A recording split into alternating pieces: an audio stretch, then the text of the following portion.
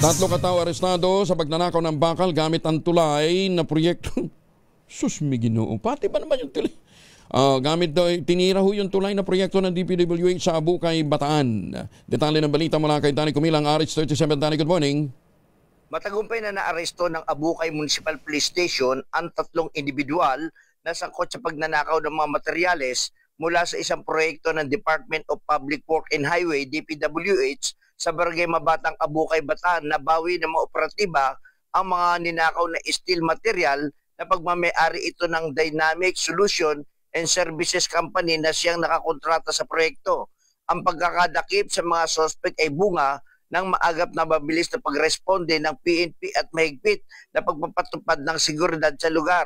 Sa ngayon, ang tatlong suspect ay nasa kustodiya na ng Abukay Municipal Police Station at sinampa na sila ng kasong tape sa Provincial Prosecutor Office kahapon. Danny Kumilang, RH37, DCRH, una sa Pilipinas, una sa Pilipino. Maraming salamat, Danny.